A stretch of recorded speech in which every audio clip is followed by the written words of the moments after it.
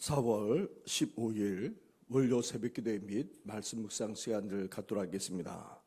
찬송가 176장 주 어느 때 다시 오실런지 함께 찬양하며 나아가겠습니다.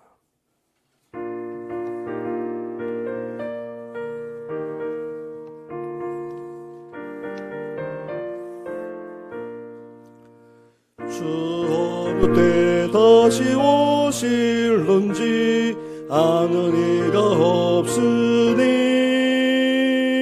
등 밝히고 너는 깨어 있어 주를 마저 막으라. 주 안에서 우리 몸과 마음이 깨끗하게 되어서 주 예수님 다시 오실 때에 모두 기쁨으로 맞으라. 주 오늘에 다시 오신다면 부끄러움 없을까? 살아였다 주님 칭찬하며 우리 맞아주실까? 주 안에서 우리 몸과 마음이 깨끗하게 되어서 주 예수님 다시 오실 때에 모두 기쁨으로 맞으라. 주 예수님 맡겨주신 일에 모두 충성 다했나? 내 맘속에 확신 넘칠 때에 영원한 식 얻겠네. 주 안에서 우리 몸과 마음이 깨끗하게 되어서 주 예수님 다시 오실 때에 모두 기쁨으로 맞으라. 주 예수님 언제 오실는지 한밤이나 낮에나 늘 깨어서 주님 맞는 성도 주의 영광 보겠네. 주 안에서 우리 몸과 마음이 깨끗하게 되어서 주 예수님 다시 오실 때에 모두 기쁨으로 맞으라. 하나님 감사합니다. 찬양을 드리면서 저희들 어떤 시대를 살아가고 있는지를 돌아보게 하시고 이제 곧 우리 주님께서 오실 종말의 시대인 것을 분별하게 하실 뿐 아니라 무엇보다도 깨어있는 저희들 되게 하여 주시옵소서. 다시 오실 주님을 기쁨으로 맞이하고자 오늘도 주님 앞에 나아갑니다. 주님의 보혈로 씻어주시고 더욱더 정결하게 거룩하게 구별되어져서 온전히 주님을 영접하는 우리의 생애가 되게 하여 주시옵소서. 이 모든 것 예수님의 이름으로 기도드립니다. 아멘. 계속해서 묵상할 하나님의 말씀은 마가복음 13장의 말씀입니다. 마가복음 13장 1절부터 13절까지의 말씀을 한 절씩 교독하도록 하겠습니다. 예수께서 성전에서 나가실 때에 제자 중 하나가 이르되 선생님이여 보소서 이 돌들이 어떠하며 이 건물들이 어떠하니까. 예수께서 이르시되 내가 이 큰 건물들을 보느냐. 돌 하나도 돌 위에 남지 않고 다 무너뜨려지리라 하시니라. 예수께서 감람산에서 성전을 마주 대하여 앉으셨을 때에 베드로와 야고보와 요한과 안드레가 조용히 묻되 우리에게 이르소서 어느 때에 이런 일이 있겠사오며 이 모든 일이 이루어지려 할 때에 무슨 징조가 있사오리이까. 예수께서 이르시되 너희가 사람의 미혹을 받지 않도록 주의하라. 많은 사람이 내 이름으로 와서 이르되 내가 그라하여 많은 사람을 미혹하리라. 난리와 난리의 소문을 들을 때에 두려워하지 말라. 이 일이 있어야 하되 아직 끝은 아니니라. 민족이 민족을, 나라가 나라를 대적하여 일어나겠고 곳곳에 지진이 있으며 기근이 있으리니 이는 재난의 시작이라. 너희는 스스로 조심하라. 사람들이 너희를 공회에 넘겨주겠고 너희를 회당에서 매질하겠으며 나로 말미암아 너희가 권력자들과 임금들 앞에 서리니 이는 그들에게 증거가 되려 함이라. 또 복음이 먼저 만국에 전파되어야 할 것이니라. 사람들이 너희를 끌어다가 넘겨줄 때에 무슨 말을 할까 미리 염려하지 말고 무엇이든지 그때에 너에게 주시는 그 말을 하라. 말하는 이는 너희가 아니요 성령이시니라. 형제가 형제를, 아버지가 자식을 죽는 데 내주며 자식들이 부모를 대적하여 죽게 하리라. 같이 하겠습니다. 또 너희가 내 이름으로 말미암아 모든 사람에게 미움을 받을 것이나 끝까지 견디는 자는 구원을 받으리라. 아멘. 예수님은 이제 마지막 때 종말에 대해서 말씀하셨습니다. 당시 유대인들은 성전이 아름답게 재건되는 것을 매우 자랑스럽게 여겼습니다. 헤롯은 유대인들의 관심을 사기 위해 무려 46년 동안이나 성전 건축을 했습니다. 이렇게 오랫동안 지었다면 그 공사가 얼마나 대단했겠습니까? 유대인 역사가 요세푸스에 의하면 성전 건축에 사용되었던 돌 하나의 길이가 12m, 너비가 3.6m, 높이가 6m였다고 합니다. 정말 거대한 돌들이 아닐 수 없습니다. 그리고 성전들은 대리석으로 깔아 놓았고 문은 구리, 어떤 특수한 문은 금이나 은으로 사용했습니다. 그래서 유대인들은 이 성전만은 영원할 것이다. 메시아가 올 때까지 이 성전은 영원히 계속될 것이라 생각했습니다. 그래서 제자들이 예수님에게 성전이 얼마나 대단한지를 말하면서 물었습니다. 그러자 예수님은 너무나도 뜻밖의 선언을 하셨습니다. 2절 말씀을 보시기 바랍니다. 2절을 함께 같이 하겠습니다. 시작. 예수께서 이르시되 내가 이 큰 건물을 보느냐 돌 하나도 돌 위에 남지 않고 다 무너뜨려지리라 하시니라. 아멘. 예수님의 엄청난 선언 앞에 제자들은 아니 대단하고도 견고한 성전이 무너진다고, 이 성전이 무너진다면 이 세상도 무너질 수 있는 것이 아닌가 하는 생각을 갖게 됩니다.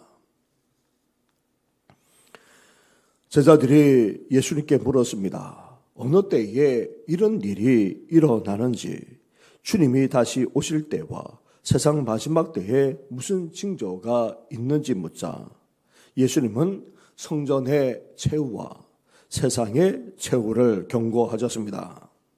오늘 본문은 이중 경고 메시지로 되어 있습니다.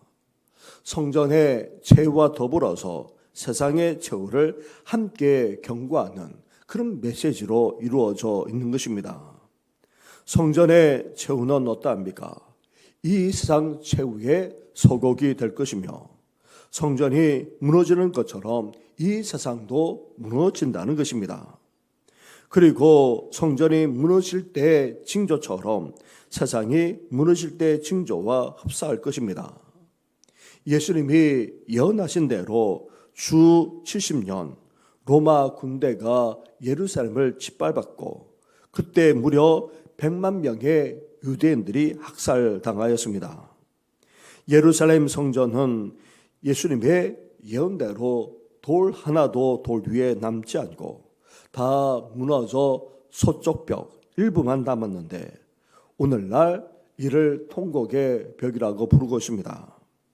사랑하는 성도 여러분, 예수님 말씀대로 성전이 무너졌다면 예수님 예언 그대로 이 생전에 이 세상에 마지막이 오지 않겠습니까? 우리가 이를 믿든 믿지 않든 원하든 원치 않든 간에 세상의 마지막은 반드시 올 것입니다. 성경은 이를 증언하고 있고 예수님도 예언하고 계십니다. 그렇다면 중요한 것은 반드시 오는 세상의 마지막을 어떻게 준비하면서 살아가느냐에 있습니다.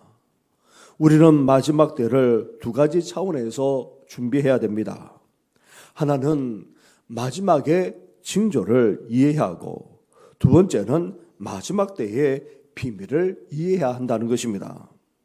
먼저 마지막 때의 징조들은 어떤 모습으로 나타납니까? 첫째 징조는 종교적인 미혹이 증가한다는 것입니다. 6절과 7절 말씀을 한 절씩 교독하도록 하겠습니다.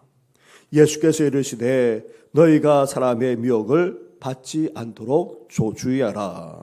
많은 사람이 내 이름으로 와서 이르되 내가 그라하여 많은 사람을 미혹하리라. 아멘. 미혹하는 이단들이 자꾸만 많아지고 그 교주들이 하나같이 자신이 메시아, 그리스도라 말하면서 미혹하게 된다는 것입니다.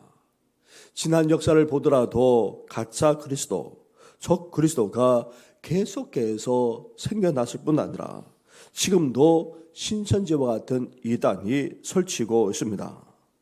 이렇게 그리스도를 가장한 가짜 그리스도, 적 그리스도가 세계적인 영향을 끼치면서 나타날 것이라 예언하고 있습니다. 그러기에 우리는 미혹되지 않도록 우리 자신을 살필 뿐 아니라 무엇보다도 하나님의 말씀, 복음에만 귀를 기울일 수 있어야 합니다. 둘째 징조는 사회적인 혼란입니다. 특히 전쟁의 증거를 들 수 있습니다. 7절 말씀을 보십시오. 7절을 함께 같이 하겠습니다. 시작. 난리와 난리의 소문을 들을 때에 두려워하지 말라. 이런 일이 있어야 하되 아직 끝은 아니니라. 아멘. 난리와 난리의 소문을 듣는다는 것은 전쟁이 빈번하게 일어난다는 뜻입니다. 역사를 보면 갈수록 어떠합니까? 전쟁 발발 빈도가 높아지고 있습니다. 거기에다가 전쟁의 규모도 더 커지고 그 파괴력은 엄청나게 증가하고 있습니다. 우크라이나에 이어서 이스라엘 땅에 지금 전쟁이 벌어지고 있습니다. 알려지지 않았지만 미얀마에서도 여전히 정부군과 반군 간의 전쟁이 치열하게 일어나고 있고 또 수단에도 여전히 전쟁이 내전이 벌어지고 있습니다. 그 외에도 북아프리카와 중앙아프리카에서는 여전히 전쟁이 벌어지고 있습니다. 이렇게 곳곳에 전쟁이 벌어진 것을 보면서 우리는 마지막 때가 가까웠음을 기억할 뿐 아니라 더욱더 깨어 기도하는 우리 성도들 되시기를 주님의 이름으로 축원합니다. 셋째 징조는 자연재앙입니다. 8절 말씀으로 가보십시오. 8절도 함께 같이 하겠습니다. 시작. 민족이 민족을, 나라가 나라를 대적하여 일어나겠고 곳곳에 지진이 있으며 기근이 있으리니 이는 재난의 시작이니라. 아멘. 18세기, 19세기, 20세기에 들어서서 지진은 몇 년이 아니라 세기마다 배 이상으로 늘어나고 있는 것을 볼 수가 있습니다. 19세기에 약 2,000건이 넘는 지진이 일어났다면 20세기에는 2만 건이 넘는 그런 지진이 벌어졌습니다. 10배나 증가했다는 말입니다. 지금도 크고 작은 지진이 도처에서 벌어지고 있습니다. 거기에다가 기근과 같은 이상기후와 자연재해로 전 세계가 신음하며 고통당하고 있습니다. 세계 인구의 반 정도가 지금도 제대로 먹지를 못합니다.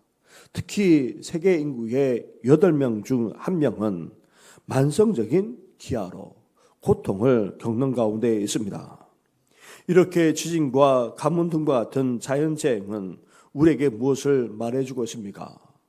보통 바람이 불고 또 천둥 번개가 치면 큰 비가 내릴 것으로 우리는 예상합니다. 따라서 사람들은 이에 대비합니다. 이와 같이 자연재해만 아니라 전쟁과 같은 사회적인 혼란, 나아가 이단과 사이비를 비롯한 종교적인 혼란은 다름 아닌 마지막 때가 가까웠음을 우리에게 알려주는 징조라는 것입니다. 이런 빈번한 징조 앞에서 우리는 어때야 됩니까? 이제 마지막 때 종말이 가까웠음을 우리는 깨닫고 더욱더 깨어 다시 오실 주님을 맞이할 수 있는 우리 성도들 되기를 주님의 이름으로 축원합니다. 그런데 이런 종말의 시대에 우리 그리스도인들은 어떻게 됩니까? 고난과 박해까지 당하게 된다는 것입니다. 9절 말씀을 보십시오. 너희는 스스로 조심하라. 사람들이 너희를 공회에 넘겨주겠고 너희를 회당에서 매질을 하겠으며 나로 말미암아 너희가 권력자들과 임금들 앞에 서리니 이는 그들에게 증거가 되려 함이라 말씀합니다. 이렇게 종말에 예수를 믿고 따른다고 붙잡혀서 신문을 받게 되거나 매질을 당하게 되거나 아니면 재판을 받아 감금되게 되는 그런 일들까지 벌어지게 된다는 것입니다. 사랑하는 성도 여러분, 종말의 시대에 믿는 우리는 사회적인 압박만 아니라 고난을 겪지 않을 수 없습니다. 갈수록 고난과 박해는 심해지기에 우리는 정신 바짝 차리지 않으면 안 됩니다. 그러나 또 다른 한편으로 그것은 증거가 될 것입니다. 권력자들 앞에서 복음을 증거할 수 있는 기회가 될 뿐 아니라 우리가 주님을 진정으로 믿고 따르고 있다는 증거 또한 될 것입니다. 나아가 마지막 때가 되었다는 분명한 증거는 무엇입니까? 10절 말씀을 보십시오. 10절을 함께 같이 하겠습니다. 시작. 또 복음이 먼저 만국에 전파되어야 할 것이니라. 아멘. 마지막이 오기 전에 선택받은 유대인들만 아니라 그리고 구원받은 이방인들, 나아가 모든 족속, 모든 열방에까지 복음이 전해지게 된다는 것입니다. 종말이 오기 전에 예수 그리스도의 복음을 알지 못하는 사람이 없도록 우리는 여기에 헌신하며 수고를 아끼지 않아야 한다는 것입니다. 복음이 땅끝까지 전해지는 그날 마지막 때가 도래할 뿐 아니라 이 주님께서 영광 가운데 다시 오실 것입니다. 그런데 만천하에 복음을 전할 때에 우리는 핍박을 면할 수가 없습니다. 끌려가 신문을 당하기도 하고 하지만 염려할 필요가 없습니다. 왜냐하면 성령님이 우리를 주장하여 말하게 하시기 때문입니다. 베드로가 공회에 끌려가 성령 충만한 가운데 오히려 공회원들에게 말씀을 전하실 때에 그들이 깜짝 놀라지 않았습니까? 우리도 그렇게 된다는 것입니다. 한낱 어부였던 베드로가 그랬다면 우리 또한 충분히 지혜롭고도 담대하게 말할 수 있습니다. 그것도 성령 충만하기만 하면 누구나 다 그렇게 된다고 말씀하고 있습니다. 사랑하는 성도 여러분, 말세에 우리는 고난과 핍박을 피할 수가 없습니다. 심지어 주님의 이름으로 신문받고 또 죄인 취급 당할 수밖에 없습니다. 그러나 하나님은 우리를 그냥 두시지 않습니다. 성령으로 강하게 붙들어 주십니다. 성령 충만함으로 우리를 붙들어 담대하고도 지혜롭게 말하면서 소신하게 만드십니다. 그러기에 우리는 더욱더 성령 충만한 생활을 해나갈 수 있어야 하는 것입니다. 오늘도 성령 충만한 가운데 성령께 붙들림 바 되어지고 성령께 이끌림 바 되어져서 살아가는 우리 성도들 되시기를 주님의 이름으로 축원합니다. 그런데 종말에 믿는 자들이 핍박을 피할 수 없는데 정말 아픈 그런 핍박 박해를 받게 된다는 것입니다. 12절 말씀을 보십시오. 12절을 함께 같이 하겠습니다. 시작. 형제가 형제를, 아버지가 자식을 죽는 데에 내어주며 자식들이 부모를 대적하여 죽게 하리라. 아멘. 사랑하는 가족만 아니라 우리 주위에 가까운 사람들이 믿는 우리를 배반하고 넘겨주는 그런 끔찍한 일까지 벌어지게 된다는 것입니다. 예수님도 사랑했던 제자인 가룟 유다가 넘겨주지 않았습니까? 주위 믿는 자들만 아니라 가족까지 우리를 넘겨주고 결국 죽음에 이르게까지 한다는 것입니다. 정말 끔찍하고도 안타까운 일이 아닐 수 없지만 그대로 우리는 이 사실을 분명하게 알아야 합니다. 그러나 다른 한편으로 소망이 있습니다. 13절 말씀을 보십시오. 13절을 함께 같이 하겠습니다. 시작. 또 너희가 내 이름으로 말미암아 모든 사람에게 미움을 받을 것이나 끝까지 견디는 자는 구원을 받으리라. 아멘. 예수님으로 말미암아 사람들로부터 미움을 받고 고난과 핍박을 당한다 할지라도 그것은 주님의 고난에 동참하는 것이요 다른 한편으로 우리에게 영광이 되는 것입니다. 그러기에 우리는 어때야 됩니까? 이 종말의 시대를 살아가면서 끝까지 참고 견딜 수 있어야 합니다. 바라기는 참고 견딤으로 온전히 승리하는 우리 성도들 되시기를 주님의 이름으로 축원합니다. 우리 말씀을 생각하시면서 이 종말의 시대를 분별하게 하시고 깨어 있을 뿐만 아니라 끝까지 견디며 승리하는 우리만 아니라 우리 가족과 자녀들, 온 성도들만 아니라 다음 세대가 되게 해달라고 함께 이 시간 기도해 주시면서 또 김효순 권사님 어머니도 암 말기로 유황하기 위해서 내려가 계십니다. 하나님께서 긍휼과 자비를 베풀어 주시고 또한 박경열 집사님과 또 윤수로 집사님, 그 외에도 연약한 성도들, 또 입원했던 분들도 계시고 또 다치셔서 또 이렇게 치료를 받아야 되고 기부스한 또 어르신까지도 있습니다. 하나님께서 긍휼과 자비를 베풀어 달라고 우리 함께 이 시간 기도하며 나아가겠습니다. 기도하겠습니다. 하나님 아버지, 이 아침에 함께 말씀을 묵상하며 나아가게 하시니 감사합니다. 무엇보다도 우리가 종말의 시대를 살아가고 있음을 말씀하지 않았습니까? 하나님 아버지, 그렇습니다. 하나님 아버지, 사회적으로 혼란스러워서 아버지 세계 곳곳에선 전쟁이 벌어지고 있습니다.